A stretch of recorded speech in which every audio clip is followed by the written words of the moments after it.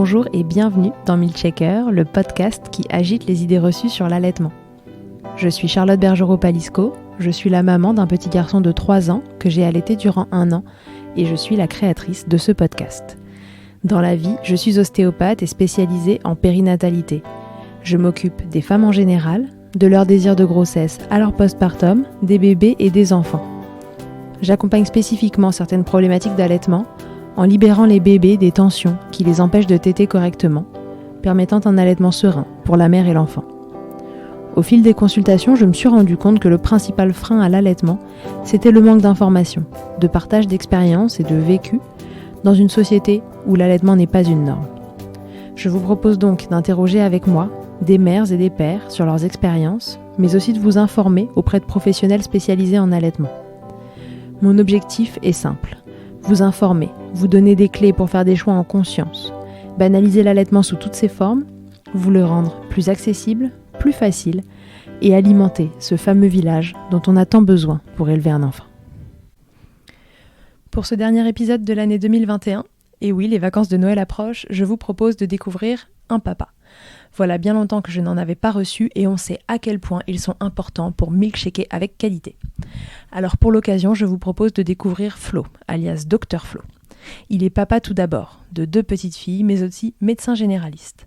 Il va nous raconter les allaitements de ses 2 princesses, comment il les a vécues, les difficultés auxquelles ils ont fait face avec sa compagne et les solutions qu'ils ont trouvées en équipe, comme il le dit. Flo, c'est ce papa qui prend sa place, sa part, qui soutient et qui accompagne. Flo, c'est aussi le médecin qui sait où on en est sur les connaissances autour de l'allaitement et le niveau global de formation des professionnels de santé. Alors il a accepté de répondre à certaines de mes questions moins personnelles pour savoir d'où viennent les lacunes que l'on peut ressentir quand on consulte en tant que parent allaitant et auxquelles il a lui-même été confronté. Attention, je vous préviens, il parle vite, très vite, peut-être même plus vite que moi, et c'est dire. Est-ce que vous êtes prêts ? Belle écoute. Salut Flo, bienvenue dans Milkshaker. Salut Charlotte, merci de m'avoir invitée. Flo, dont on ne dira pas le prénom complet. Secret défense. Secret défense. Dis-nous quand même un peu qui tu es, combien as-tu d'enfants, qui es-tu, etc. Alors, super, moi je suis Flo, donc je suis sous le nom de Dr Flo sur les réseaux sociaux et notamment sur Instagram où c'est là où j'ai ma plus grosse activité de réseau social et d'influenceur santé parce que je suis à la base médecin généraliste installé en cabinet, j'ai mon cabinet, j'ai ma patientèle, etc. etc. Et donc il y a un peu plus de 3 ans, j'ai lancé donc un compte Instagram Dr Flo où je fais de la vulgarisation médicale grand public. Et parmi les grands sujets que j'aborde régulièrement, il y a notamment le sujet de la parentalité, de l'allaitement, parce que je suis également, et même avant tout, papa de 2 petites princesses de 3 ans et demi et de bientôt 1 an, qui ont été toutes les 2 allaitées pour l'une pendant 26 mois et allaitées toujours en cours pour l'autre. D'où le fait, j'imagine, que tu m'as invité sur ton podcast. Peut-être. Il y a peut-être un lien. Flo, est-ce qu'avant l'allaitement, tu avais une idée de ce que ça pouvait être l'allaitement, des difficultés qu'on pouvait rencontrer en tant que médecin généraliste ? Est-ce que tu avais quelques notions là-dessus ? D'où tu partais ? Alors, je partais de très loin parce que moi, dans mon histoire personnelle, dans ma famille, dans mes proches, dans mon entourage, il y avait pas d'allaitement. Moi, j'ai pas été allaitée, ma sœur non plus. Enfin, on n'a pas connu ma sœur un petit peu, mais ça s'est pas très bien passé. Et en fait, j'avais pas de modèle dans mon entourage sociétal d'allaitement réussi ou pas réussi, ou de problème ou d'échec ou quoi que ce soit. Pour moi, je partais de l'allaitement, c'est un truc qui est naturel, qui est spontané et puis qui est intuitif. Donc, on part de très loin. Okay. Voilà. Et après, au niveau formation professionnelle et pendant mes études, etc., l'allaitement, c'est abordé de manière très succincte. Comme beaucoup de choses en soi. Dans ma fac et dans mes études de médecine, globalement, c'est un chapitre d'un cours de pédiatrie ou de gynécologie, je sais plus d'ailleurs, je crois que c'est en gynécologie, globalement, qui vante les bienfaits de l'allaitement, sur l'immunité, sur le développement, sur le côté économique aussi. Ça nous est vendu comme argument à dire aux parents, c'est plus économique d'allaiter. Et on a un cours sur les complications de l'allaitement et sur comment prendre en charge les complications de l'allaitement. Donc, principalement les crevasses, principalement les abcès, les infections et ce genre de choses-là. C'est très très succinct, hein. C'est un paragraphe dans ce qu'on appelle les collèges. Alors les collèges, c'est des gros bouquins dans lesquels il y a tout le programme de médecine qu'on doit réviser pour les concours. Et globalement, il y a un paragraphe sur les complications et un paragraphe sur l'allaitement normal, et puis ça s'arrête là. Donc c'est du très théorique, c'est du très superficiel, c'est du très lointain, et il y a rien sur l'accompagnement, enfin sur tout ce qui fait défaut en fait dans le corps médical sur l'allaitement aujourd'hui, quoi. Ok, donc quand tu arrives à l'aube d'être papa et que se pose la question de est-ce que tes enfants vont être allaités ou non, qu'est-ce que tu fais? Tu laisses le choix à ta chérie, ou à ta femme, tu nous diras. Est-ce que tu te dis, quand même, visiblement c'est économique et en plus c'est bon pour la santé, donc ce serait pas mal qu'elle allaite? D'où tu te places? Alors c'est ma chérie du coup. Donc je lui laisse le choix dans le sens où moi dans ma tête, dans mon esprit et encore aujourd'hui d'ailleurs, ce qui est important, c'est de prendre soin, de s'occuper de son enfant, de le nourrir, de l'aimer, de l'hydrater, donc ça fait partie du package. Et pour moi, on peut être un bon parent en allaitant et on peut être un bon parent sans allaiter. Tout à fait. Merci pour ce rappel. Voilà. Donc déjà de base, moi je partais là-dedans. Et ensuite, la deuxième chose et qui est devenue très très très importante pour moi depuis, mais qui l'était déjà un peu à l'époque, c'est d'être en phase avec ses choix, tout simplement, quoi. C'est-à-dire que globalement, t'as envie d'allaiter, t'allaites parce que t'en as envie. T'as pas envie d'allaiter, t'allaites pas parce que t'en as pas envie. Et de pas être dans une catégorie où je fais un truc alors que j'aurais envie de faire l'autre. Donc à la base, on n'avait pas vraiment d'idée préconçue là-dessus. On en a beaucoup parlé avec ma chérie. Puis moi, je lui laissais globalement le choix dans l'idée de dire moi je suis là, quelle que soit la décision que tu veuilles prendre ou le choix que tu veuilles faire. Et ensuite, on verra comment ça se passe. On ira un peu au feeling, quoi. Ce qu'on fait, je pense, beaucoup de parents lors du premier enfant. Et donc, sa position à cette époque, c'était, on essaye, on verra bien. Puis bon, si ça tient, 1 semaine, 2 semaines, 1 mois, 2 mois, je serai contente. Au début, c'était vraiment, si j'arrive à allaiter 2 mois, je serai contente. Ok. Donc, on s'est lancé là-dedans. Ok, c'est bien, c'est un bon point de départ. Et alors, ce bébé arrive, et là, qu'est-ce qui se passe? Comment, déjà, est-ce que tout va bien quand il arrive? Et du coup, comment se met en place cet allaitement? Alors, ce bébé arrive et en fait, il y a des difficultés dès le début. Mais dès le début. Bon. Donc, en fait, ça a été très, très compliqué et ça a été une énorme claque dans la tête pour moi en tant que papa qui veut tout faire pour le bien-être à la fois de son bébé et de sa chérie, en tant que médecin qui est censé pouvoir pallier à tout problème médical et dans ma tête, l'allaitement, ça en faisait partie. Et en fait, ça a été énormément de difficultés et ça a été une grosse claque de me rendre compte que j'étais complètement, pas inutile, mais en tout cas impuissant, quoi. Donc en fait, je vais te faire l'historique pour te dépeindre un peu le tableau. Au moment de l'accouchement, donc la naissance, le moment merveilleux de la naissance, de l'accouchement avec tout, enfin voilà, c'est pas le sujet la question du sujet, mais en gros, globalement, un accouchement qui se passe relativement bien, un accouchement par voie basse. Elle avait une péridurale alors qu'elle en voulait pas, mais la douleur était importante. Enfin bon, bref, je te passe tous les détails. Et donc arrive le moment de la première mise au sein d'un enfant qui est sorti, qui va bien, une maman qui est en pleine santé, etc., etc. Première mise au sein un petit peu compliquée sur la tétée d'accueil qu'on connaissait pas moi à l'époque. Je savais même pas ce que c'était une tétée d'accueil pour vraiment te dépeindre le truc. Donc la tétée d'accueil qui est censée être un moment naturel où l'enfant utilise son instinct pour aller rechercher le sein, faire le premier échange d'un point de vue vraiment. C'est plus une tétée qui est purement relationnelle et qui est purement de contact, etc., que simplement nutritive en fait. C'est plus affectif que nutritif. La tétée d'accueil, c'est vraiment recréer le lien. Voilà, c'est créer le lien, c'est affectif et c'est aussi, on s'en rend compte de plus en plus, une tétée qui permet de participer à la fabrication du microbiote du bébé par le contact avec la peau de la maman. C'est très très très important. On est en train de le découvrir de plus en plus, l'importance de ce microbiote et de la mise en place de ce microbiote dans les premiers instants de la vie. Mais tout ce que je te raconte maintenant, à l'époque, je le savais pas du tout. On apprend tous avec le premier. C'est ça. Et donc cette tétée d'accueil se passe mal. Dans les premières secondes et premières minutes qui arrivent, donc le bébé n'arrive pas à prendre le bout de sein de la maman, ce qui n'est absolument pas inquiétant en soi. Sauf qu'il y a je crois que c'était une AS, je crois. C'était pas une infirmière. Enfin, je sais plus exactement qui. Je la reconnaîtrais pas si je la croise dans la rue, mais on la remercierait pas si on pouvait. Qui nous a dit, ça se passe mal, il vous faut mettre un petit bout de sein en silicone pour aider la prise du sein.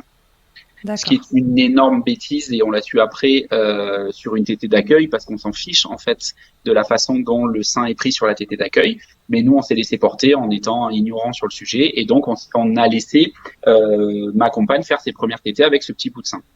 Ce qui a été une catastrophe par la suite parce que les tétées se passaient mal, la prise au sein était pas parfaite, elle était dépendante de ce bout de sein et ma chérie a énormément souffert dans ses premiers jours d'allaitement. Je dirais pendant quasiment 15 jours, 3 semaines, ça a été des très très grosses souffrances parce qu'en fait les tétées se faisaient pas comme il faut et le bébé lui faisait mal en prenant le sein, énormément mal, elle a vraiment beaucoup souffert.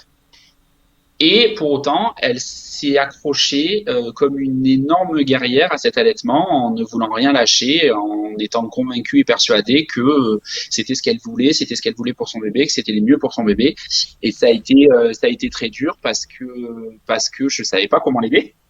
Ouais. Est-ce que justement tu nous as dégainé ton remède anti-crevasse que tu avais appris pendant tes cours? Pas du tout, parce qu'en plus pas du tout parce qu'elle avait pas énormément de crevasses en soi. Par contre, elle avait des très très fortes douleurs. Non, elle avait pas de crevasses, mais elle avait des très très fortes douleurs. Elle avait pas des complications type crevasse, abcès, etc. que moi j'avais appris.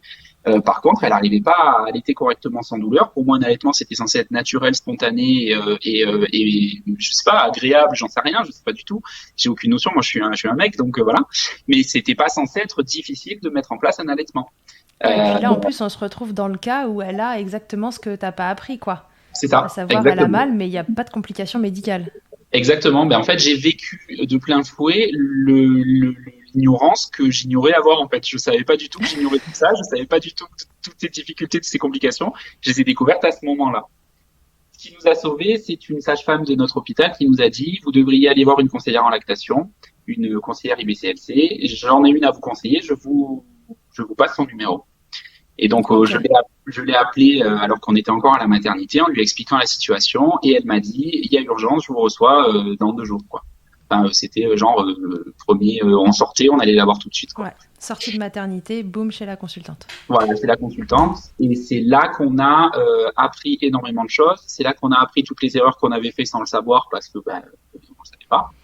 Et c'est avec elle qu'on a, c'est grâce à elle que cet allaitement a pu être sauvé, a pu être démarré dans de meilleurs auspices. Mais ça a mis du temps parce qu'il y avait des mauvaises positions de tétée qu'il a fallu revoir. Il y a eu des mauvaises façons de prendre le mamelon en bouche par le bébé qu'il fallait revoir.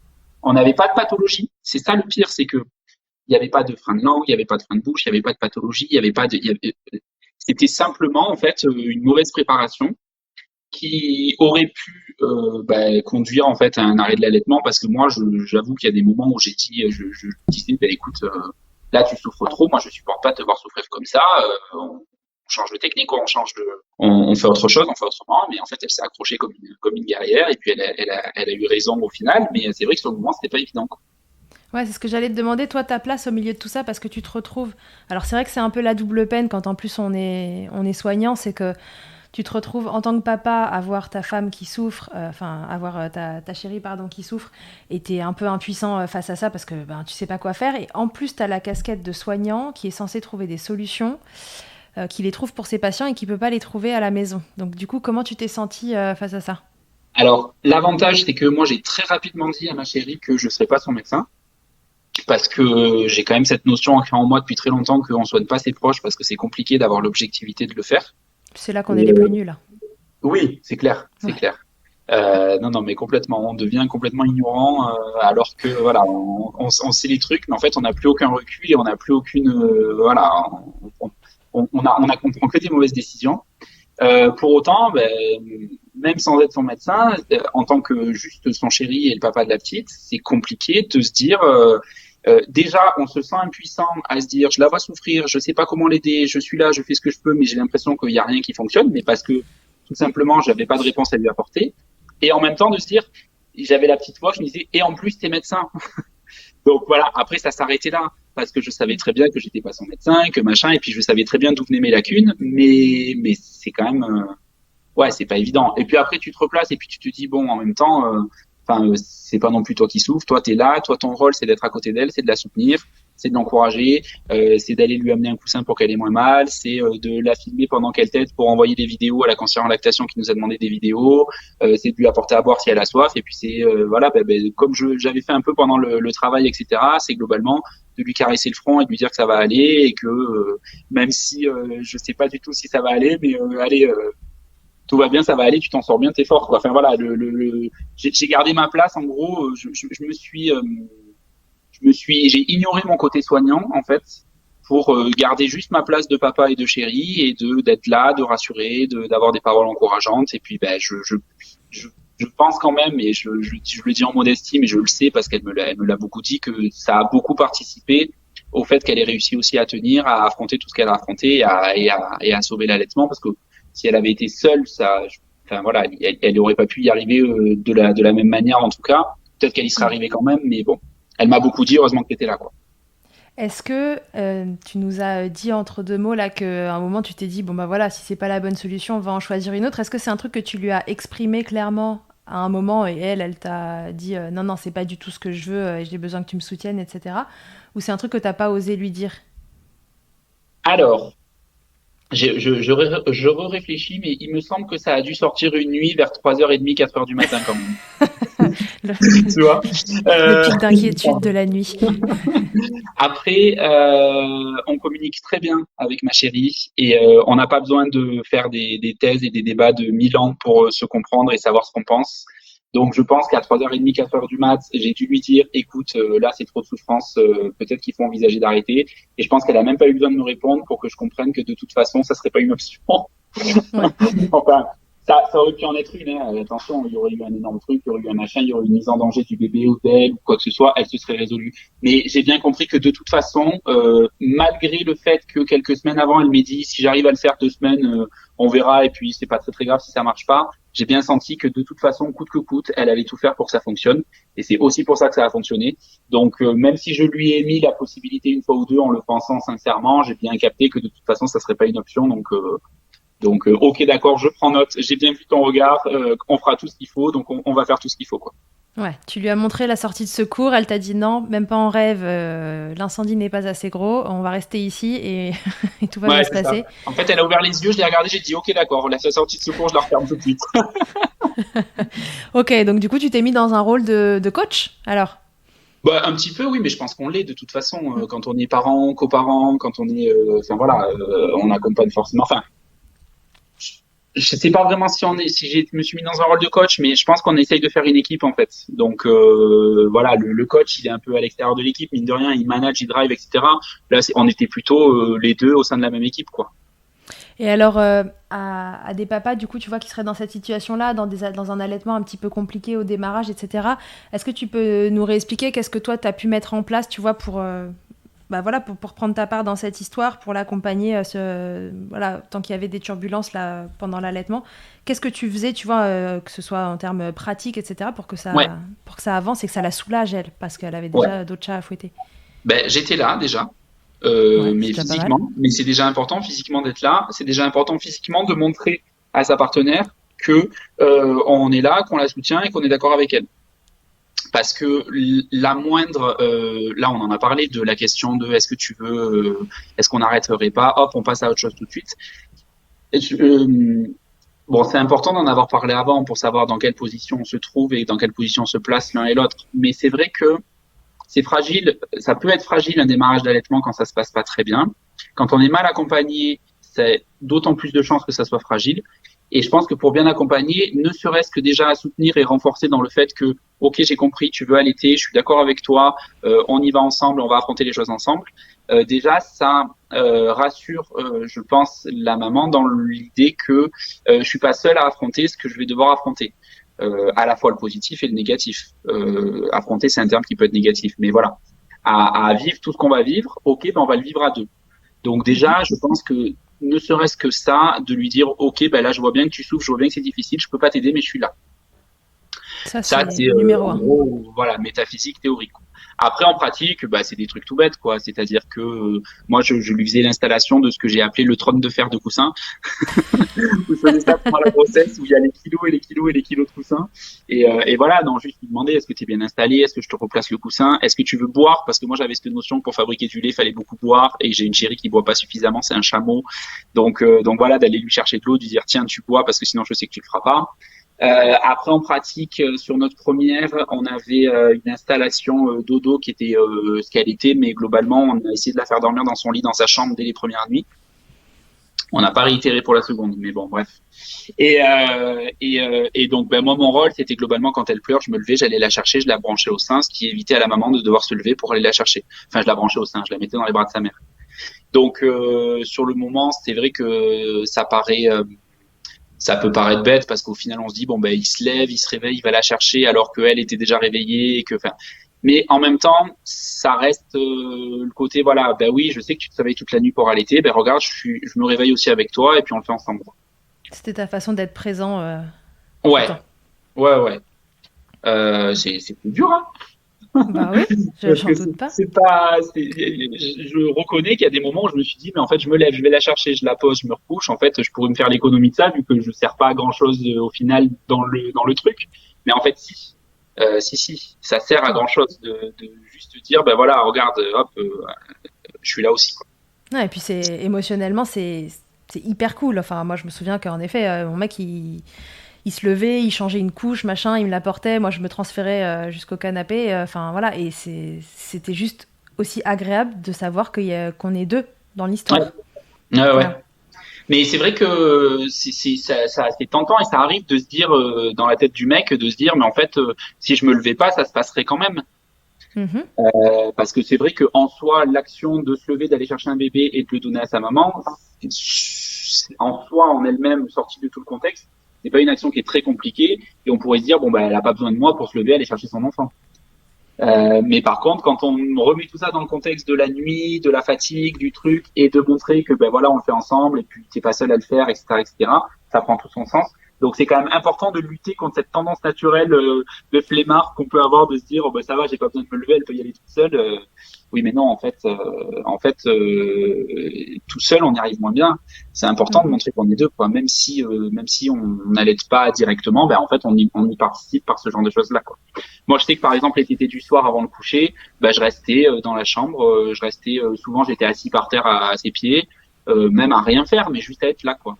Dans les premières en disant je sais que les tétés c'est un peu compliqué, parfois ça te fait un peu mal, écoute, je peux rien faire de plus, mais je suis là, je suis par terre, ou je te caresse un peu la cheville pendant 3 secondes et puis où je fais autre chose et puis mais je suis là, quoi. Ok. Ça t'embêtait de pas pouvoir nourrir ton bébé? Tu sais, il y a un truc très primaire chez l'humain en général, et ça marche aussi quand il y a une grand-mère qui arrive ou un grand-père, tout le monde veut nourrir les enfants. Ouais. Tu vois, ce truc on a besoin de nourrir un bébé quand il est là, c'est trop cool de donner un biberon au bébé de la copine ou je ne sais quoi. Est-ce que ça t'embêtait de pas pouvoir nourrir ton bébé, ou est-ce que tu as réussi à prendre ta place facilement dans d'autres occupations? Je vois tout à fait de quoi tu parles et je n'ai jamais compris ce besoin primaire. Et pourtant, je sais que l'alimentation, c'est un sujet chez moi. C'est moi qui cuisine à la maison. J'adore cuisiner, j'adore recevoir les gens et leur faire plaisir en les nourrissant. Ouais. Mais à aucun moment, j'ai été frustrée de me dire je nourris pas mon enfant. Je sais pas pourquoi. Et même à la limite, je préférais pas m'en occuper. C'était quelque chose qui se passait bien, c'était quelque chose qui était important pour la maman, c'était quelque chose de naturel au sein. Et je sais pas, peut-être que c'est instinctif de me dire moi je suis pas capable de produire du lait, alors peut-être que mon instinct me disait c'est pas à toi de nourrir, que je n'y arrive pas physiologiquement, vu qu'on ne lui donnait pas de lait artificiel, on lui donnait que du lait maternel. Donc je sais pas, peut-être que j'ai été protégée de cette envie primaire, ou j'arrive pas à ta femme, toi. Mais je ne comprends pas je le comprends pas parce que je l'ai pas vécu. Mais je n'ai pas vécu cette chose-là. Et quand j'ai des papas qui s'inquiètent de me dire oui, mais s'il y a l'allaitement, j'en ai eu en consultation même des papas qui me disaient je veux pas qu'elle allaite parce que sinon je pourrais pas me connecter avec mon enfant en le nourrissant. Mais en fait, il y a tellement mille autres façons de se connecter avec un bébé, même un nourrisson. Moi je changeais les couches, c'était un moment de connexion aussi, même si du coup ça peut rebuter au début, mais n'empêche, c'est toujours sympa. Il y a l'échange visuel, il y a le contact physique, il y a plein de choses. Je la portais aussi beaucoup. Je la faisais beaucoup dormir en écharpe quand elle était bébé. J'avais organisé déjà mon planning à l'époque pour pouvoir être disponible un jour dans la semaine pour m'en occuper. Donc en fait, bah, on se connectait différemment que par l'allaitement. Et plus tard, quand elle a grandi, j'ai entendu dire par certaines assistantes maternelles qu'on était fusionnelles, ma fille et moi. Donc je j'ai pas du tout ressenti de manque du fait de pas lui avoir donné de biberon, quoi. Absolument Ok. pas. Très bien. Avant que je te demande du coup comment tu t'es organisé côté boulot en tant que médecin pour pouvoir être assez présent physiquement, je voulais juste revenir sur ces démarrages d'allaitement compliqués, la visite chez la consultante. Donc en fait, si j'ai bien compris, juste avec des positionnements différents, des façons de faire différentes, vous avez pu régler toutes les problématiques de démarrage, à savoir les douleurs que ressentait ta chérie? Ouais, beaucoup, beaucoup, beaucoup. C'était beaucoup des problèmes de positionnement. C'était la tête du bébé qui était mal installée, qui était bloquée, qui pouvait pas.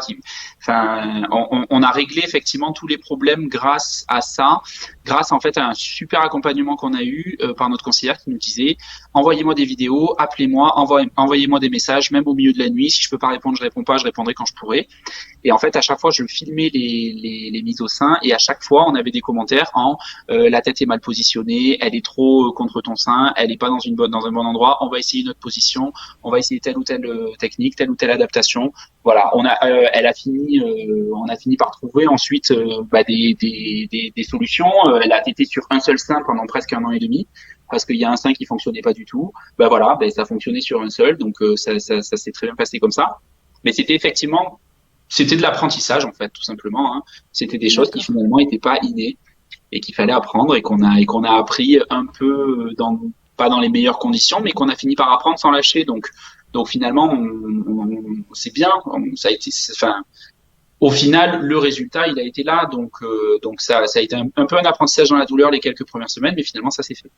Et par contre, pour la deuxième, on est allé la consulter, même en ayant l'expérience de la première, on est allé la consulter avant cette fois-ci. Et là, c'était beaucoup mieux parce Ouais. qu'on a pu préparer du coup le truc. D'accord. Ouais, vous vous êtes dit, Donc, bon, pourtant on l'a déjà fait une fois, mais on va ouais, prendre les devants et aller consulter avant même que bébé arrive. ouais. Et alors, du coup, qu'est-ce que vous alliez chercher comme info? On a cherché quelle meilleure chose à mettre en place dès la maternité, voire avant la maternité, pour éviter de se reprendre les mêmes écueils qu'on s'était pris la première fois. On voulait surtout pas repartir dans 3 semaines, 4 semaines de galère. Et on avait cette notion aussi par beaucoup de témoignages qu'on avait suivis sur les réseaux que deux allaitements se passaient pas forcément de la même façon. Et donc, c'était important de faire une petite remise à niveau avant d'y aller et une fois sur place à la maternité. Un des soucis qu'on a eu également sur le premier, c'est qu'on a beaucoup écouté les conseils à la maternité pour l'allaitement, pour la mise en place, et que à chaque fois qu'on avait une personne qui intervenait, on avait un conseil différent. Et on nous disait l'inverse de ce que nous avait dit la personne juste avant. Ouais, Donc ça au c'est final, vraiment classique. c'est ça, c'est classique. Mais au final, tu veux suivre les choses, tu veux faire les choses bien, t'écoutes ce qu'on te dit, t'as une autre qui vient qui te dit l'inverse, et au final, ben, tu captes un conseil, puis au final, tu pars pour le truc. Quoi. Donc là, comme on avait eu cette expérience avec cette conseillère avec qui on avait établi un lien de confiance, on est allé la voir avant, on a échangé avec elle pendant la naissance et les premiers jours à la mater de la deuxième, et en fait, on s'est coupé de tous les conseils que pouvaient nous donner tout le reste des équipes médicales de la maternité. Et donc, bon, c'est pas forcément le meilleur truc, mais on avait une personne de référence en soi. Et donc, quand on a une sage-femme ou une puère qui est venue nous donner un conseil, on l'a écouté, on a dit OK, OK, OK. Puis quand elle a fermé la porte, on s'est regardé, on a dit bon, on est d'accord, ça on fait pas, on est d'accord, ça on fait pas. Mais Ok. ça, c'est en gros notre valeur ajoutée de l'expérience de la deuxième. Mais sur la première, quand elle est rentrée, qu'elle nous a dit vous faites ça, ben, on a fait ça parce qu'on savait pas quoi. Ouais, Donc bien sûr. voilà. On se laisse porter, on sait pas, donc on se laisse porter par le conseil qui arrive, et puis le suivant est différent, donc on essaye le suivant, et après le troisième et le quatrième, et au bout d'un moment, C'est on sait ça. plus trop où donner de la tête. Et on va souvent contre des choses qui nous sembleraient naturelles, quoi. Il y a des choses qui nous sembleraient naturelles et qu'on aurait envie de faire, et on a un conseil d'une personne qui nous dit mais faites pas comme ça, ben on se dit ben elle doit avoir raison, elle doit savoir ce qu'elle nous dit. Et puis voilà quoi. La deuxième, la deuxième naissance, ma deuxième fille, pendant les premiers jours à la mater, on n'est pas resté longtemps, on est resté 2 ou 3 jours, je crois. En fait, elle passait le maximum de temps possible en peau à peau avec la petite, à l'avoir au bras et au sein. enfin, ça nous semblait normal, quoi. Et on a quand même eu des conseils à 1 ou 2 jours de vie de l'enfant il faut pas trop la garder sur les bras, l'allaitement. Oui, oui, c'est vrai, c'est à la demande l'allaitement, mais quand même, regardez un peu la montre. Euh, mais posez-la parce que vous allez l'habituer. En fait, ok, d'accord, merci, au revoir. Non, ma fille, elle a 2 jours de vie, elle a besoin du contact avec sa mère, elle a besoin d'être au sein quand elle est prête pour être au sein, elle a besoin de dormir contre sa maman quand elle est prête pour dormir contre sa maman. Donc non, non, on va pas regarder la montre et puis la réveiller pour la stimuler, pour la téter et puis la poser dans son lit parce que, c'était pas comme ça qu'on concevait les choses. Ouais, et Mais ça, c'est ça, vraiment l'expérience qui te l'apporte. c'est ça, exactement. C'est l'expérience et le fait de s'affirmer, de dire non, mais ok, t'es pro de santé, mais moi je sais aussi ce qu'il faut pour mon enfant, quoi. Et puis moi aussi, je suis pro de santé. Quand même. Ok, côté boulot, du coup, tu Ouais, disais j'étais présent physiquement, j'étais là. ouais, Comment tu as réussi à prendre du... Enfin, disons qu'en ouais, libéral, on fait ce qu'on veut sans faire ce qu'on veut, hein, donc on peut décider de fermer le cabinet, mais c'est le porte-monnaie qui en pâtit, hein, ma foi. bien sûr. Donc c'était il y a déjà un moment. J'imagine il y avait évidemment pas le congé paternité qui a actuellement, qui maintenant peut durer jusqu'à 28 jours. Comment tu t'es organisé toi de ton côté? Est-ce que c'était un truc que tu avais envisagé comme hyper important, cette présence après l'accouchement? Tu avais pris tes dispositions ou non, pareil, tu as débarqué et puis tu as fait en fonction? Non, moi c'était hyper important pour moi aussi parce que j'avais, même avant de rencontrer ma chérie, un désir de paternité qui était là depuis très très longtemps. Donc, tout en sachant que je voudrais être papa quand je voulais être prêt, mais je me suis pas réveillé un jour en me disant ah ok, ma chérie veut un enfant, je suis d'accord avec elle. En fait, moi, j'avais hâte d'être papa depuis très très longtemps. Donc, j'avais vraiment envie de vivre le truc intensément. Et pour la première, l'avantage que j'avais, c'est que j'étais remplaçant. Donc en fait, j'étais engagé sur rien du tout. J'allais de remplacement en remplacement. J'avais pas de cabinet, j'avais pas de charge fixe, j'avais pas ce genre de choses-là. Et donc je décidais de dire au médecin que je remplaçais que j'étais disponible quand j'avais besoin et envie de travailler. Et je décidais de dire au médecin que je remplaçais que j'étais pas disponible quand j'avais ni besoin ni envie de travailler. Donc à cette époque, j'étais très très jeune diplômé, donc on n'avait pas encore ni acheté la maison, ni pour l'instant pas d'enfant, c'était la première, etc., etc. Donc j'avais pas non plus besoin d'avoir un travail acharné, voilà. Donc je m'autorisais à pas bosser quand j'avais pas envie de bosser. J'avais un rythme très pépouze, très pépère, qui m'allait très bien. Parce que les journées étaient très intenses. Quand je remplaçais, je travaillais énormément. Et donc, je prenais souvent des congés. T'as Et j'avais raison. cette chance-là et j'en ai profité. À la sortie des 10 ans d'internat, je me suis autorisé ce droit-là.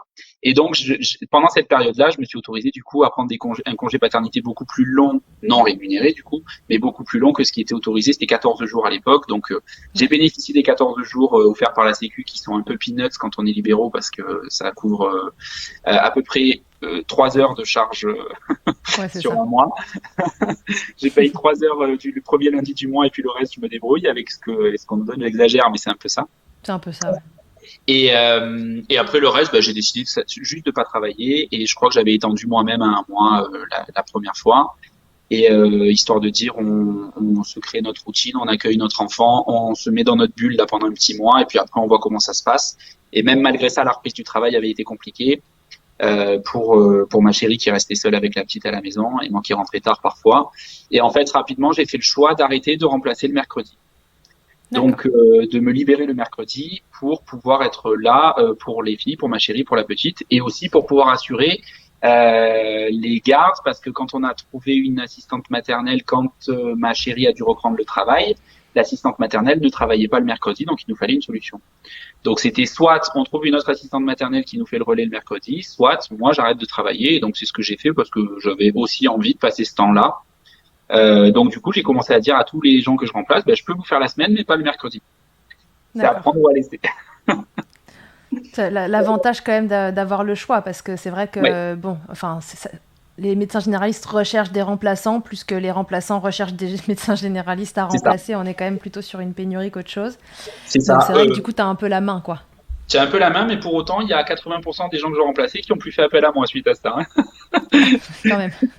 Donc voilà. Donc j'ai dû en trouver d'autres à qui j'ai dit dès le départ, ok, moi je peux vous remplacer, mais par contre je bosse pas le mercredi. Donc j'ai eu pas mal de refus. Ça m'a mis un peu des bâtons dans les roues entre guillemets. Ça m'a pas empêché de bosser. Hein, donc j'ai quand même, y a pas eu de souci. Mais c'est quand même pas très bien vu encore malgré tout. Tu vois, même si voilà.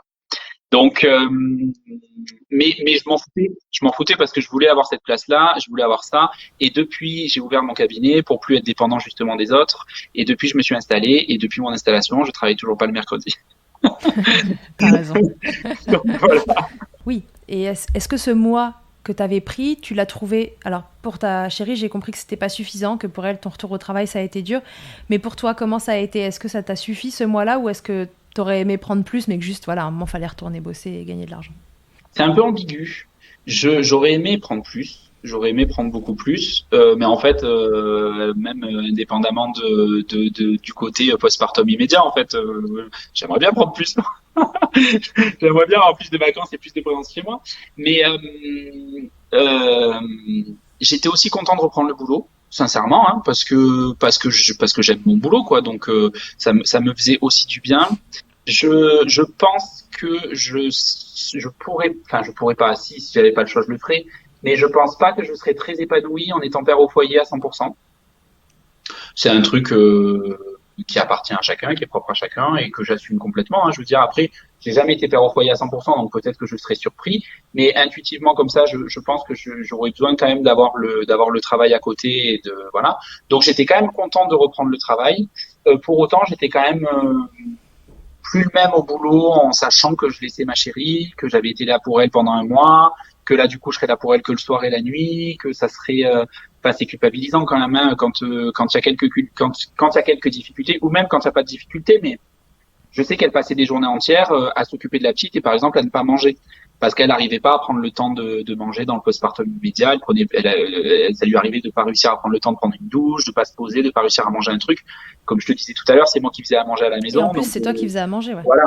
Donc globalement, ben, déjà quand à la base tu fais, enfin, si elle se fait à manger, mais bon, c'est pas non plus sa grande passion de sa vie. Quand en plus t'as le bébé qui te prend à 100%, ben en fait tu t'as pas le temps. Enfin c'est Tu le fais plus. tu peux pas quoi, tu peux pas. Elle était très difficile à poser notre première fille. On devait l'avoir constamment au bras. Il y a eu des gros problèmes de peur de la séparation, d'angoisse de séparation à cause d'un passage en couveuse qui avait été obligatoire à ces quelques heures de vie, où on a été séparés pendant plus de 12 heures d'affilée dans les premiers jours de vie. Donc je pense que ça a fait naître pas mal une angoisse de séparation et c'était très très compliqué quand elle était tout bébé de la poser et de juste de l'avoir sur un transat, on pouvait pas quoi. D'accord. Donc on Ouais, avait donc elle était à bras tout le temps. elle était à bras très régulièrement, très souvent. Et du coup, bah, dans les premiers temps, le temps de trouver un équilibre et de trouver une façon de faire, c'était compliqué de faire autre chose à côté. Donc en fait, bah, quand on est deux contre un, ça va, on arrive à gérer, à répartir les tâches, mais quand on est un contre un, on est complètement dédié à l'autre. Donc ma reprise au travail a été quand même difficile pour ça. Côté allaitement, ça s'était stabilisé, elle avait plus mal, elle arrivait à la faire téter sans avoir de douleur particulière. Ouais. T'as continué de te lever la nuit une fois que le boulot il avait repris. Est-ce que t'as réussi à garder ce rythme de dire ok, donc bébé s'est réveillé, est-ce que je fais semblant de pas l'entendre et que je reste au fond de mon lit ou non, allez, j'y vais et tout c'est mon rôle. T'as réussi à le faire ça en reprenant le travail parce que c'est vrai que ben voilà, être avec un bébé toute la journée c'est un boulot à temps plein et puis être médecin ou autre d'ailleurs c'est aussi un boulot à temps plein. Est-ce que tu as réussi à continuer de gérer les nuits? Ouais, j'ai réussi à continuer parce que dans ma tête, je me suis dit, ça va, t'as fait des gardes. T'as fait des Mhm. gardes aux urgences, tu travaillais 24 heures d'affilée, tu devais te lever quand il y avait un patient qui arrivait aux urgences, parce que ça nous arrivait des fois d'aller nous allonger et de fermer les yeux 10 minutes. Et on devait te réveiller, tu devais te lever, et tu le faisais parce que tu étais au boulot, et donc il n'y a pas de raison que tu n'y arrives pas avec ton enfant, parce que finalement c'est la même chose, et t'as ce rythme-là. La chose que je n'avais pas anticipé, c'est que quand on fait une garde à l'hôpital, le lendemain on a un truc qui s'appelle le repos de garde. Ça veut dire que pendant 24 heures après avoir travaillé 24 heures, on ne travaille plus pendant 24 heures. Et le repos de garde, pour un parent, ça n'existe pas. Non, c'est fini. Voilà.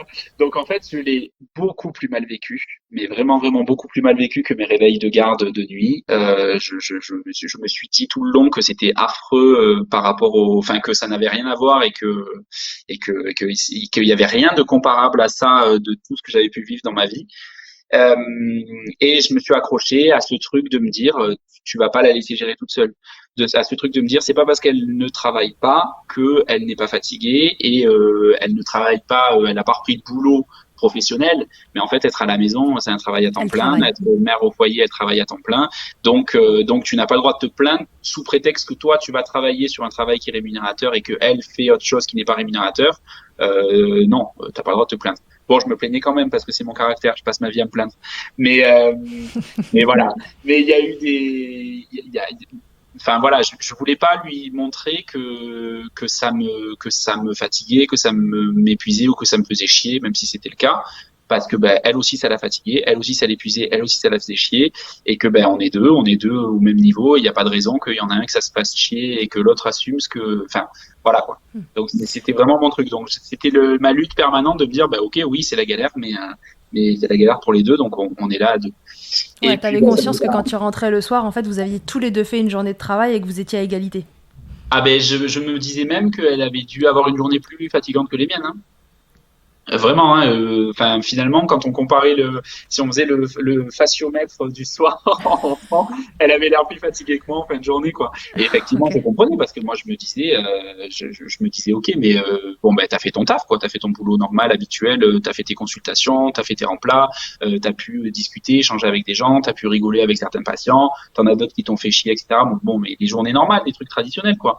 Mais la découverte de la vie seule avec un nourrisson de moins d'un mois, c'était un truc qui était complètement nouveau, c'était un truc qui est hyper, il y a énormément de pression derrière, il faut faire les choses comme il faut, voilà, et tu te retrouves seul à gérer, et puis t'as les pleurs, et puis t'as les trucs, et puis je me suis dit en fait, j'ai pas le droit de me plaindre parce que finalement, mes journées elles sont fatigantes, mais elles sont peut-être moins éprouvantes que les siennes, quoi. Donc en fait, je mettais mon costume de, allez, enfin c'était pas un costume d'ailleurs, mais je reprenais ma place de, allez c'est bon.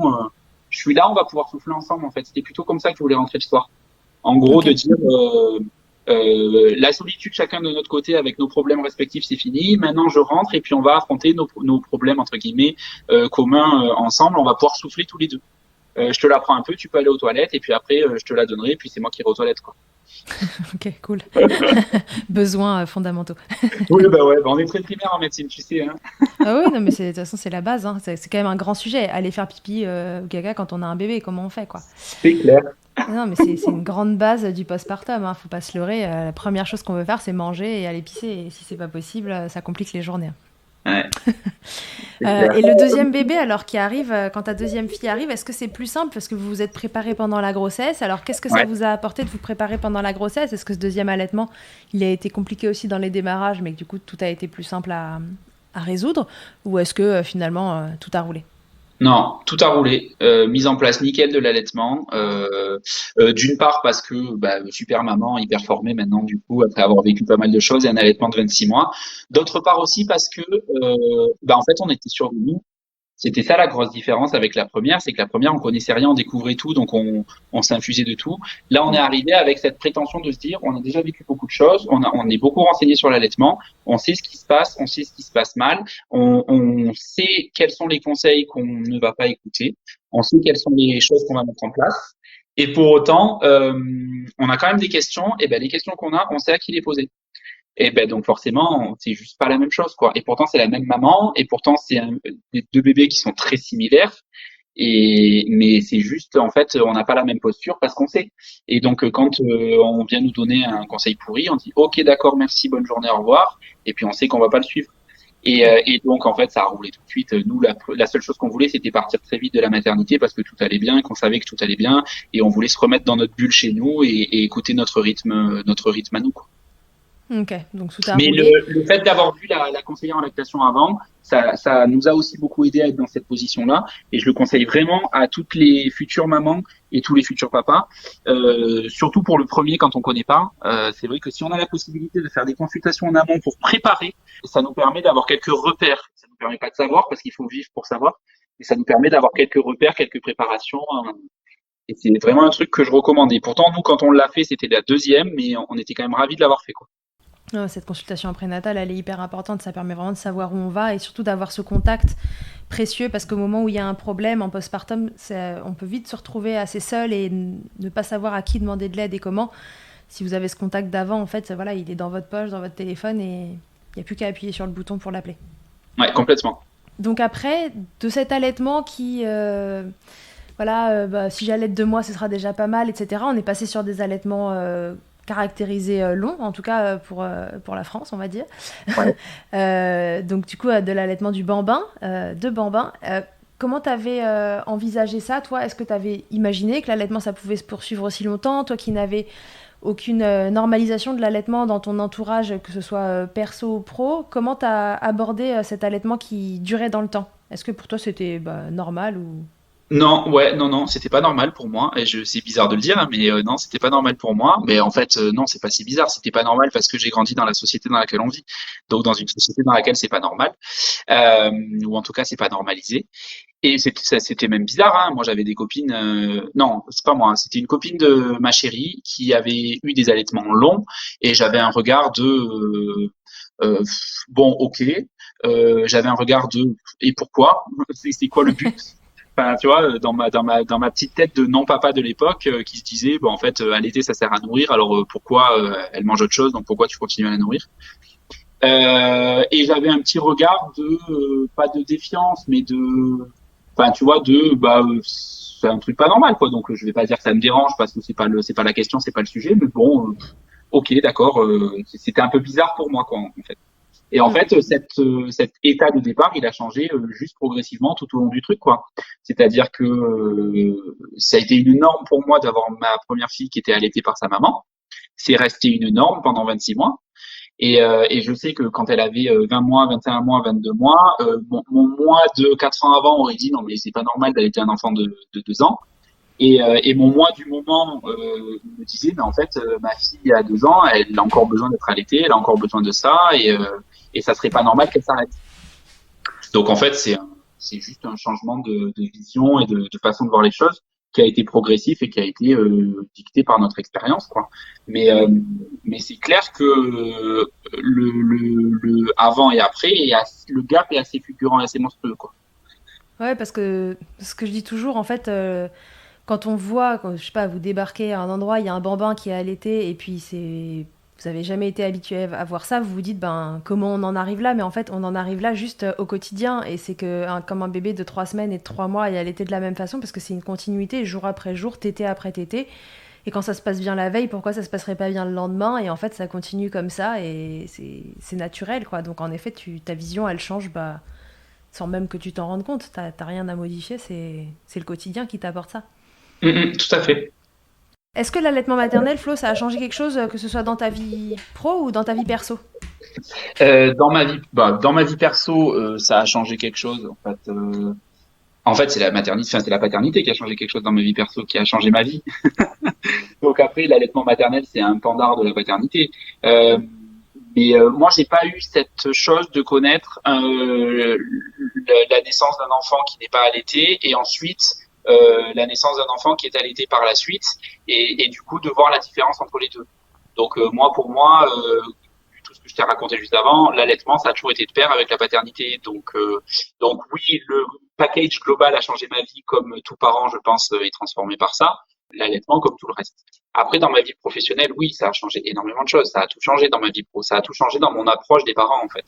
Et dans ma façon de traiter de soigner les gens et dans ma façon de, euh, l'empathie, c'est quelque chose qu'on peut avoir naturellement. Donc, on peut être empathique avec une situation qu'on connaît pas. Mais quand on est en face d'une situation qu'on connaît, qu'on a vécue, forcément, l'empathie, c'est plus la même. Enfin, c'est la même empathie, mais c'est plus la même façon de l'exprimer. Et c'est plus la même façon de donner des conseils, et c'est plus la même façon de donner son regard. Et donc forcément, ça change tout. Moi, j'avais donné un exemple tout bête sur l'administration d'un antibiotique chez un enfant qui a eu une otite. Avant, je donnais l'antibiotique, et puis à partir du moment où moi, mon enfant a eu une otite et où j'ai eu besoin, moi, en tant que papa, de lui donner l'antibio, je lui donnais des conseils différents aux parents ensuite, en expliquant, en sachant comment ça fonctionnait, etc., etc. Donc, en ça, oui, ça transforme tout. Je suis passé globalement de 2 paragraphes de chapitre de l'allaitement c'est bien parce que c'est économique et qu'il y a ci et qu'il y a ci et qu'il y a ça et les complications c'est ça à avoir vécu un allaitement compliqué, un allaitement difficile, à avoir vécu les nuits à se battre pour mettre en place l'allaitement, à avoir vécu la puissance et la force de la volonté de la maman qui veut pas lâcher son allaitement alors que elle aurait pas maltraité son bébé en lui donnant un biberon.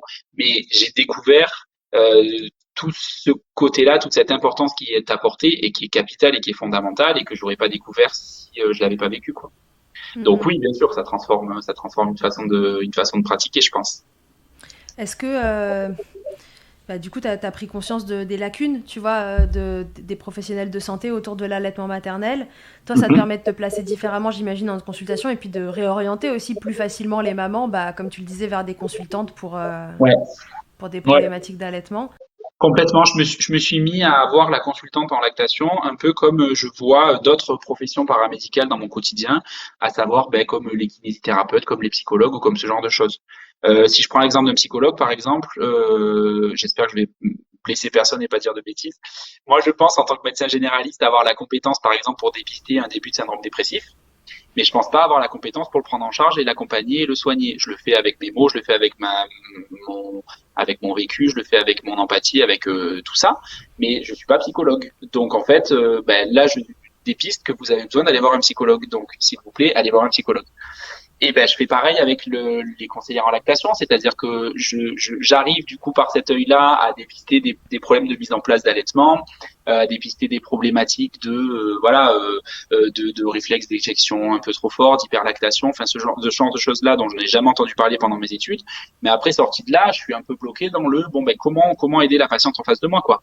Donc je suis là pour vous accompagner, mais je suis pas un pro de cette chose-là. Donc allez voir quelqu'un qui s'y connaît. Mm-mm. Et ça devrait être comme ça, je pense. Ouais, par contre, on est d'accord pour dire que la formation initiale ne... En fait, est-ce que la formation initiale que vous avez, ces quelques heures que tu as, permettent justement, ne serait-ce que de savoir quand est-ce qu'il faut orienter, ou est-ce que c'est ton expérience qui te l'a appris après? Pas du tout. C'est mon expérience qui me l'a appris, la formation, pas du tout. La problématique qu'il y a dans cette chose-là, c'est que la conseillère en lactation n'est pas un métier qui est reconnu par l'assurance maladie, par même je sais pas la HAS si se sont prononcés dessus. Ça, j'avoue, je veux pas te dire, j'en Non, sais je rien. pense pas. Mais en tout cas, au même titre qu'un ostéopathe ou qu'un naturopathe, c'est pas des métiers qui sont reconnus, qui sont remboursés ou qui font partie du parcours de soins coordonnés. Du coup, comme ils sont pas reconnus, ils sont pas enseignés en fac. Comme Alors, l'homéopathie. ostéopathe, on est reconnu, quand même. On existe. Oui, mais tu n'as pas de convention sécu. Tu vois ce que je veux dire? Ah non, non, non, oui, c'est pas reconnu Voilà, par la c'est ça que je sécurité veux dire. sociale, ouais, tout à fait. Reconnu comme étant efficace comme thérapie, oui, mais conventionné sécu, non. Du coup, nous, pendant mes études, jamais on nous apprend à rediriger vers un ostéopathe. On nous apprend à rediriger vers un kiné. Mais dans certaines situations. Mais on n'apprend pas les situations pendant lesquelles l'ostéopathe pourrait être pertinent, qui sont parfois différentes de la situation pendant laquelle le kiné pourrait être pertinent. Mais ça, on n'apprend pas. De la même façon qu'on n'apprend pas la situation pendant laquelle le naturo pourrait être important, ou on n'apprend pas la situation pendant laquelle la conseillère en lactation pourrait être importante. Donc, partant de là, on part avec aucune connaissance, puisque en fait, c'est quelque chose qui n'existe pas. Comme c'est pas conventionné, ça n'existe. Enfin, presque, ça n'existe pas, quoi. Tu vois ce que je veux dire? Ou en tout cas, ça fait pas partie de nos armes. En fait, on a un arsenal thérapeutique, on n'a pas du tout la prétention. Enfin, c'est comme ça que je le vois. J'ai pas la prétention de dire que mon arsenal thérapeutique il est exhaustif. Il y a plein de thérapies que je maîtrise pas, que je connais pas, et donc par conséquent que je conseille pas. Et la conseillère en lactation, ça faisait partie de ces thérapies que je connaissais pas, maîtrisais pas, et donc par conséquent ne conseillais pas. Ouais, on est d'accord que c'est vraiment le problème en fait de la méconnaissance. Quand on sait pas, on peut pas adresser. Quand on sait pas ce que fait l'autre. C'est la méconnaissance et le pendant de la méconnaissance, c'est le manque d'intérêt pour la discipline. C'est-à-dire que globalement, tu vas avoir par exemple, moi je suis formé en hypnothérapie. Je me suis formé moi-même. Donc il y a plein de gens qui vont pas connaître l'hypnothérapie et donc en ne connaissant pas vont dire mais ça n'a pas d'intérêt. Ça ne sert à rien. Je connais pas, donc pour moi ça n'a pas d'intérêt parce que ça ne fait pas partie de mon éducation, de mon environnement psychologique, etc., etc. Donc c'est inutile, je peux m'en passer, j'en ai jamais eu besoin. Et donc c'est pareil pour certains autres types de thérapies où on voit pas pourquoi est-ce que j'irais l'envoyer là-bas puisque j'ai jamais fait avec et je me suis toujours débrouillé sans, quoi. Et je pense que c'est ça le truc. Du coup, est-ce que c'est juste de dire aux parents qui nous écoutent, de leur dire en fait, soit vous avez un médecin qui s'est ouvert sur ces sujets-là et qui s'est éventuellement formé, mais qui au moins a ouvert son esprit et qui du coup sait adresser, mais qu'en gros, voilà, le vrai contact, en fait, c'est pas votre médecin, c'est pas votre pédiatre, parce que la formation derrière, en amont plutôt, elle est pas là et que c'est important d'aller s'entourer de professionnels qui sont spécialisés dans le domaine. Je pense que c'est juste de dire aux parents, il faut savoir ce qu'on peut attendre du professionnel qu'on a en face de soi. Moi, j'ai eu pendant mon parcours des professionnels, des pédiatres, des confrères que j'allais consulter en tant que papa de l'enfant. Enfin, l'enfant était le patient et moi j'étais le papa. Et où j'ai reçu des conseils qui sortaient un peu du cadre de la simple consultation, par exemple, de pédiatrie, notamment sur des conseils sur de la façon de euh, j'ai reçu des mauvais conseils sur l'alimentation, sur le sommeil, etc., sur des choses qui relèvent presque de la question de l'éducation ou de la question de la façon dont tu veux accompagner ton enfant vers le sommeil, de la façon dont tu veux accompagner ton enfant vers l'alimentation, vers la diversification, etc. Et en fait, à un moment donné, je me suis dit, c'est quoi le rôle de la personne que j'ai en face de moi? Là, je vais la voir pour lui demander, est-ce que mon enfant est en bonne santé? Est-ce qu'il a des carences? Est-ce qu'il est malade? Est-ce qu'il est fragile? Oui, oui, oui, non, non, non. Est-ce que c'est à toi de me dire si je dois dormir avec mon enfant dans mon lit ou si mon enfant doit dormir dans son lit dans son lit à lui? Ben, en fait, c'est pas à toi que j'ai envie de poser la question. Parce que, enfin, c'est un peu paradoxal de dire ça parce que c'est vrai que quand on va voir un médecin ou quand on va voir un pédiatre ou quand on va voir une sage-femme ou un gynéco, on s'attend à ce que la personne te prenne en charge en globalité complètement et la parole un peu divine entre guillemets et tous les conseils, etc. Mais en fait, je pense que c'est pas bon non plus.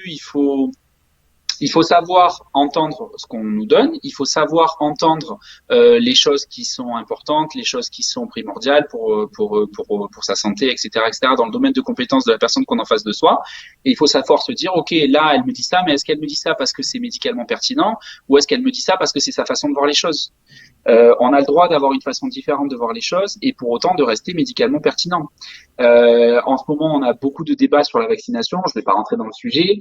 Je suis capable d'avoir une personne en face de moi qui a un avis contraire au mien sur la vaccination et pour autant de respecter son avis et de faire avec ses prérogatives à lui et de le conseiller dans son truc à lui, tout en sachant que telle chose je pourrais pas vous le faire parce que il y a ça, il y a ça, il y a ça. Et donc voilà. Donc quand on arrive et qu'on nous dit vous devriez faire différemment, ok, d'accord. Pourquoi? Pourquoi je devrais faire différemment? Est-ce que c'est dangereux pour la santé de mon enfant si je fais ça? Non, mais c'est pas bien. Ben, c'est pas bien selon quel critère? C'est pas bien selon quel référentiel? Est-ce que c'est pas bien parce que toi ça te choque, mais moi je suis épanoui là-dedans, donc est-ce que tu devrais pas aussi respecter le fait que moi j'ai envie de m'épanouir là-dedans? Ça, c'est extrêmement dur à faire. Moi, en étant formé professionnel de santé, j'ai du mal à avoir ce regard critique envers parce que tu te dis, bah, c'est le pédiatre de mon enfant, donc j'écoute ce qu'il me dit ou c'est le généraliste de mon enfant dont j'écoute ce qu'il me dit. Donc c'est hyper dur à le faire. Mais pourtant, c'est important d'avoir ce recul de se dire, ok, donc dis-moi ce qui est médicalement pertinent. Et puis pour le reste, je prends ton conseil, je l'écoute et puis j'en fais ce que je peux en faire et ce que je peux en faire. Ouais, mais ça peut être juste ça, sans leur dire, ok, dites-moi ce qui est médicalement pertinent, mais juste reposer cette question de, ok, donc j'entends, pourquoi est-ce que c'est important que je fasse ça? Voilà, Ouais. pour relancer la question et voir ce qui se cache derrière ce conseil. C'est ça. Du moins, dites-moi quels sont les risques, pourquoi est-ce que vous me dites ça? Moi, je pense, mais après, ça c'est ma vision de thérapeute, que l'important c'est pas de donner l'important, moi j'aime pas cette relation verticale entre le médecin et le Mm. patient, où t'as le médecin qui dicte et qui dit faites ce que je vous dis parce que c'est le mieux pour vous. Moi, j'aime bien quand les gens s'approprient leur traitement, j'aime bien quand les gens s'approprient leur pathologie, j'aime bien quand les gens. Donc pour ça, qu'est-ce qu'il faut faire? Il faut expliquer aux gens pourquoi est-ce que je pense comme ça. Il faut expliquer aux gens pourquoi moi, à leur place, je ferais ça, et leur laisser la possibilité de faire leurs propres décisions. Il y a certaines personnes qui ont besoin qu'on leur dise faites comme ça. Et du coup, elles sont un peu en difficulté avec moi parce que moi, je leur dis si vous faites comme ça, je vous explique ce que vous risquez et quels sont les bénéfices attendus. Si vous faites plutôt comme ça, je vous explique ce que vous risquez, quels sont les bénéfices attendus. Qu'est-ce que vous voulez faire? Et quand un médecin dit à un patient qu'est-ce que vous voulez faire, parfois le patient me dit mais attendez, c'est vous qui êtes médecin. Oui, mais moi mon rôle c'est pas de faire à ta place, c'est de t'expliquer comment faire. Ouais, Donc en donc c'est fait, vraiment s'emparer de l'information qu'on reçoit c'est ça, pour en c'est faire ça. quelque chose. Et si éventuellement elle ne nous convient pas, comme sur des histoires de chirurgie où on demande très facilement un deuxième avis, et ben c'est éventuellement en demander un deuxième.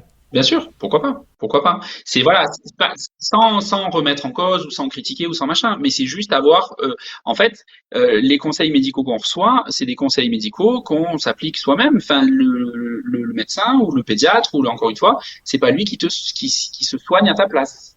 C'est lui qui Non. te donne les clés pour te soigner correctement. Du coup, tu donnerais quoi comme conseil à un papa ou une maman qui se prépare à l'allaitement? C'est quoi ton meilleur conseil? Mon meilleur conseil, c'est d'en parler à son entourage.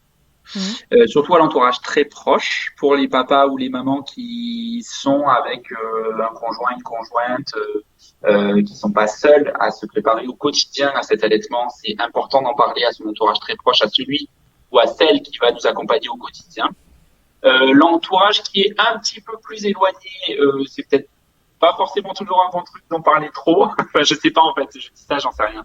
Mais on reçoit énormément de conseils de la part de la mère, de la belle-mère, de la tante, du cousin, de l'arrière-petit-filleul au deuxième niveau de truc. Tout le monde a un avis sur comment on devrait faire les choses. Et en fait, ce qu'il faut, c'est être en phase avec la personne qui fait les choses avec vous, quoi. Et pas avec la personne qui est dehors, qui regarde et qui vous dit vous devriez faire comme ça, vous devriez faire comme ça, vous devriez faire comme ça.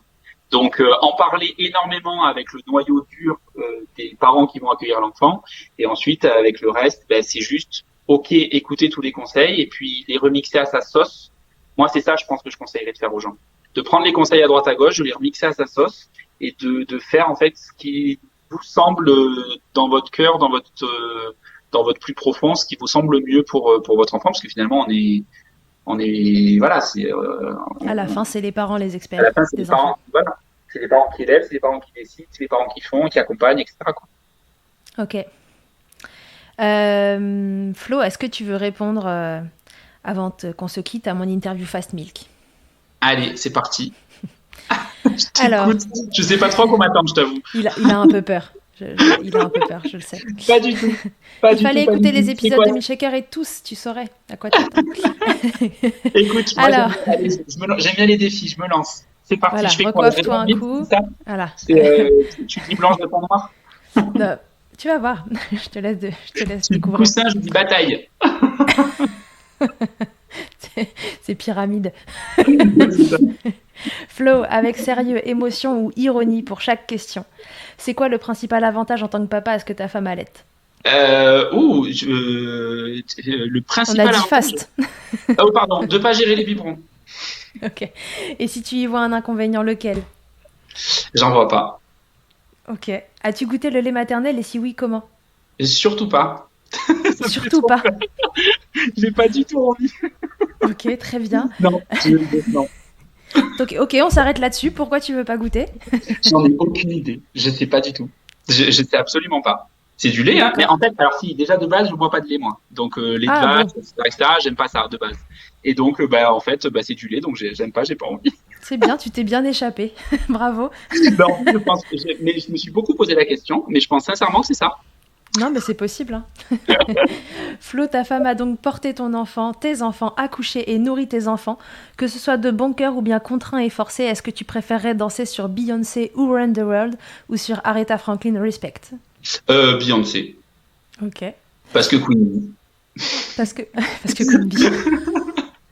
Ok. Il y en a pas beaucoup qui se sont prêtés au jeu, mais il y en a quand même un qui l'a fait. J'attends de toi une vidéo en train de danser sur Who Run the World de Beyoncé. Ouh! Tu peux te déguiser et faire tout ce que tu veux qui te fait plaisir. Et ce sera diffusé évidemment.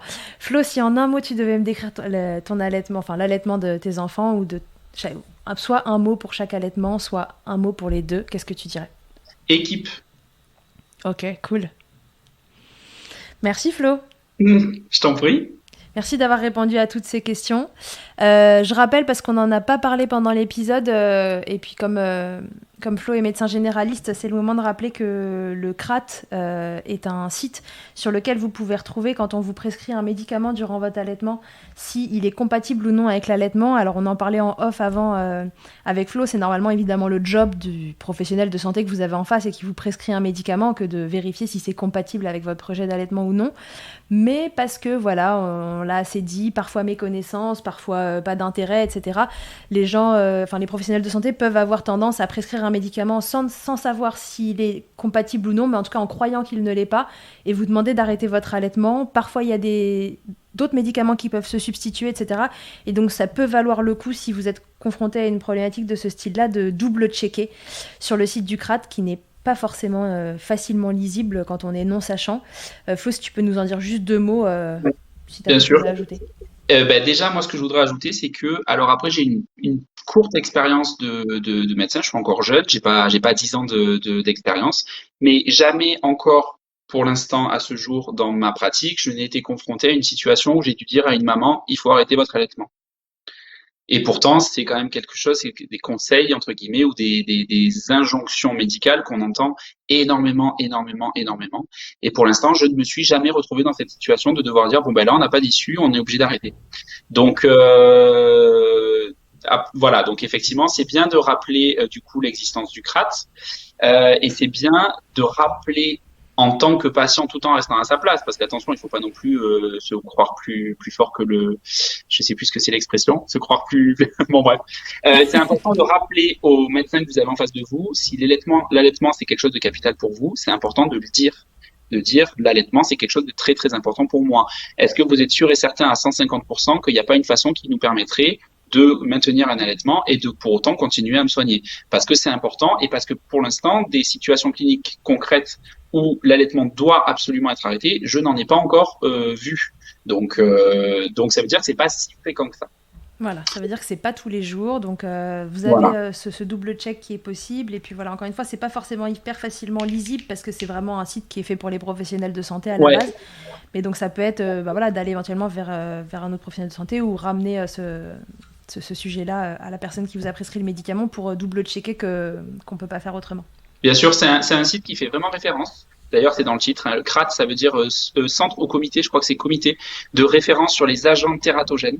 Donc, agents tératogènes, ça veut dire à la base les agents qui induisent des malformations in utero, donc chez les bébés qui pendant la grossesse. Et en fait, par extension, ils donnent des conseils à la fois sur ce qui peut être pris et non pris pendant la grossesse, à la fois sur ce qui peut être pris et non pris pendant l'allaitement, sur les vaccins, sur les actes d'imagerie qui doivent être évités pendant qu'on est enceinte ou pendant qu'on allaite. Ils donnent également des conseils aux papas sur les médicaments qu'ils doivent éviter pendant qu'ils essayent de concevoir un enfant. Ça, on le sait pas assez, c'est important aussi. Ouais. Et donc, ça s'appelle le CRAT, donc C-R-A-T, et effectivement, c'est libre d'accès, c'est gratuit. Et si les infos sont un peu trop obscures et difficiles à comprendre, bah, il vous suffit d'imprimer la page et de l'amener à votre médecin et de dire, voilà, j'ai trouvé ça sur ce site, qu'est-ce que vous en pensez, comment on fait? Exactement. Ok, top. Bah, merci beaucoup Flo d'avoir répondu à toutes mes questions, d'avoir aussi livré ton ressenti en tant que médecin généraliste. Je pense que c'était important de le faire. Ouais. Et puis, ben voilà, à bientôt. Merci à toi. Merci de l'invitation. Et à bientôt, ouais. Ouais. Allez, à tous et à toutes, à très bientôt dans Milkshaker. Que ce soit votre première écoute ou que Milkshaker vous accompagne régulièrement, merci beaucoup d'avoir écouté cet épisode.